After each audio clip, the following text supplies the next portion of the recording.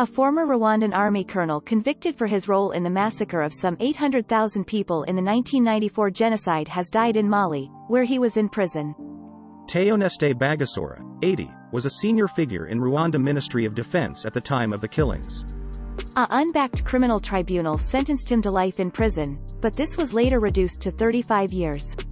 His son Ashile told the BBC he died at a hospital in Bamako, where he was being treated for heart issues.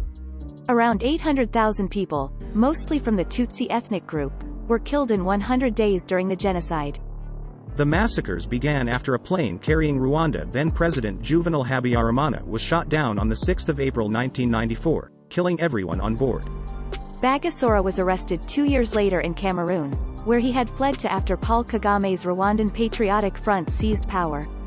In 2008, the International Criminal Tribunal for Rwanda found him guilty of crimes against humanity, and for orchestrating the murder of several political figures, including Prime Minister Agatha Uwilingiyimana.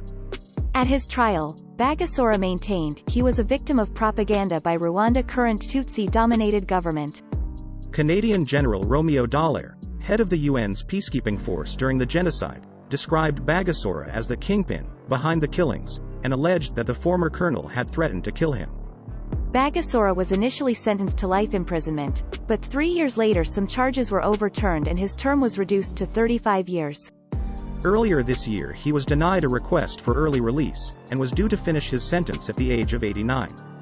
He was serving his sentence in Mali's Koulikoro prison, along with many others convicted for roles in the Rwandan genocide.